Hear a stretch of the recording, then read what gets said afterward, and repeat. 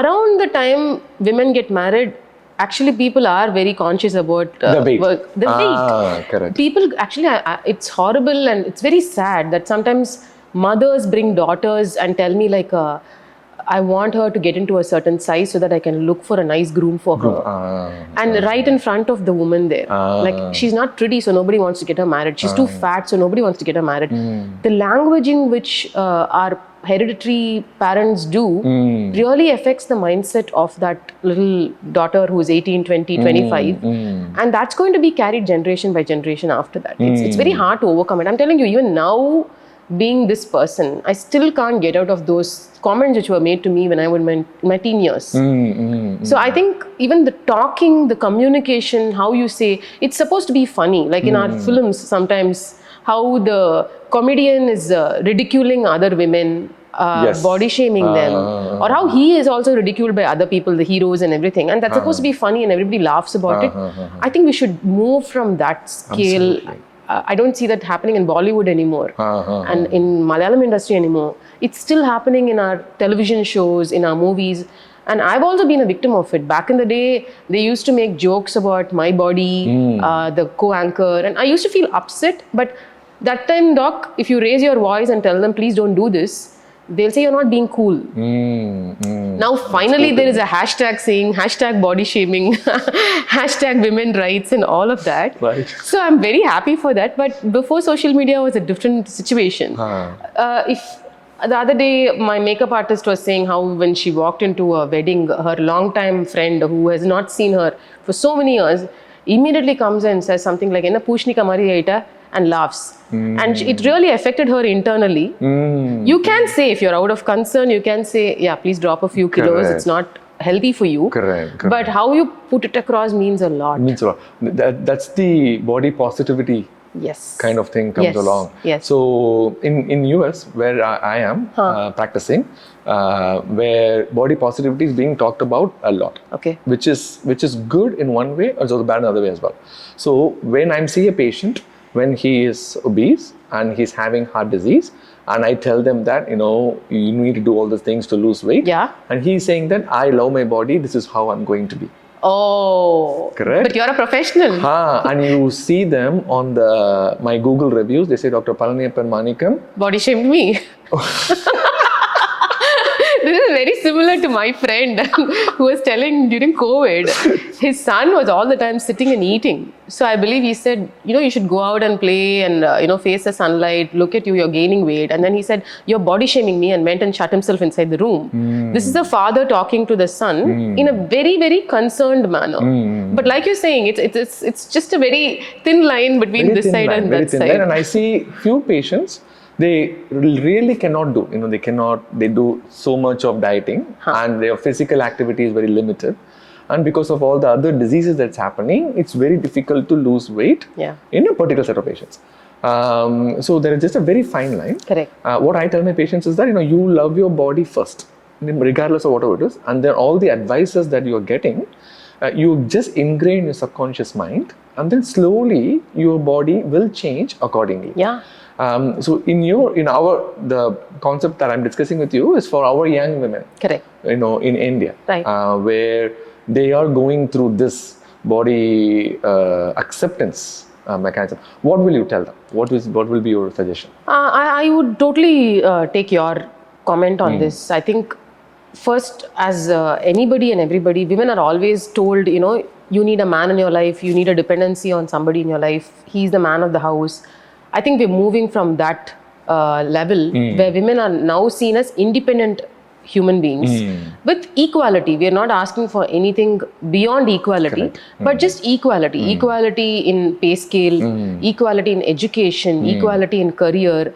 It's lovely to see in India so many of our women being auto drivers and bus drivers and doing the jobs which were once upon a time only done by men. So similarly, when we are going to see ourselves as individuals, I think the starting of everything is we are born alone, we are going to die alone. So taking care of the body is the basic necessity that we need to do as women, irrespective of what comes in the way. Okay, we're going to get married, we're going to have a child, all of that. But how you take care of yourself is also influencing that child when he or she grows up. So if you're going to take all the food in the house which are left as leftovers and put it on you as a dumping mission, and that child watches it, it'll think, okay, this is how as mothers we need to be later. This is supposed to be sacrificing, but it's not. And I think even for a longevity of life, for me, the bigger question is, irrespective of whether you're a man or a woman, until you die, you need to be functionally on your own. Correct. Later in your 60s, 70s, if you have hell a lot of lifestyle diseases and your dependency is on another person, the entire idea of you working, slogging so much, earning your money, everything is nothing. Correct. So it is health is wealth first. Just for that very factor itself, be it you're a career-oriented woman who's all the time very busy, or whether you're a young mother who's just out of pregnancy, has no time to take care of yourself, I think about 45 minutes to 1 hour is not too much to ask for yourself every single day. And that, if it is strategically planned and executed based on your lifestyle, it can reap hell a lot of benefits in the long run. This thinking has to come from inside. And I think there should be a support system around. If there are going to be partners, in-laws, kids who are saying, look after me, I am more important, it's never going to happen. They need to somewhere say, this 1 hour is yours, we will be able to handle ourselves, go do it. That talk, when it starts coming from the family members, it makes a huge difference. My demographic is 25 to 45 years old. Okay. And mainly women. Right. Mainly women. The reason that it's mainly women is because of the hormone imbalance we talked about.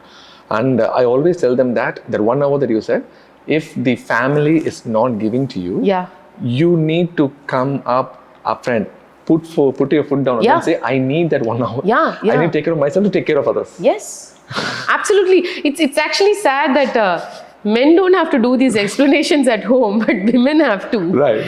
It is changing though. I can at least give a little bit of a... No, I hope India catches up to America so soon, at least in those, certain points where you don't have to. We are catching up there.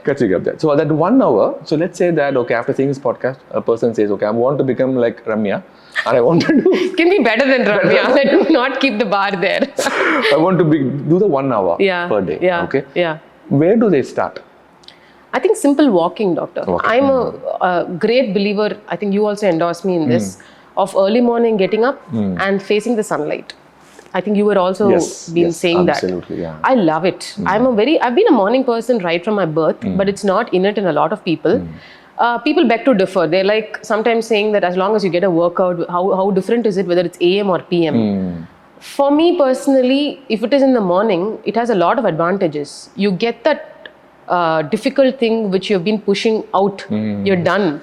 So that gives you by itself a great sense of satisfaction. Correct. And if that's the hardest thing that you want to do in a day and you're able to do that, anything which comes your way after that looks much lighter, simpler. It's a endorphin release right after workout. It's only about a matter of putting your clothes, stepping into your shoes, and going to the gym or going for a walk. 15 minutes into it, you're not going to stop. That much I know. Correct. And once you complete it, it's always going to be a winning episode. Correct. It's not going to be where you're going to feel regret saying, why did I even work out today? So it's the motivation is only for that first 15 minutes which you need to push. And if you wire your brain, like just how you brush your teeth, how you take your bath, that this is something I'm going to do every single day, I think it becomes easy. So the starting point should be plain walking. But I'm saying just please don't settle there, because everybody says, I do walking every day, and then they go into a sedentary job where they have to sit throughout the day. Correct. And they still keep asking, why am I not losing weight? Correct. Walking is movement. Training is for your strength, is for your muscle, is for protecting your joints. And for women, you know all the benefits it can give in the long run. Correct. So there are two parts to it. If you are having a crunch of time, start with walking. Once you feel confident with walking, split it into maybe 30 minutes, 40 minutes of strength training and 20 minutes of walking. Or you can completely devote that time to strength training in the morning. The rest of the day, every 1 hour, if you have some sort of an alarm system on your phone, which gives you reminders to just walk, get up, do some sort of a movement, fidgeting, just to increase the NEAT in your body. Right. That will be a great way to start things. Right.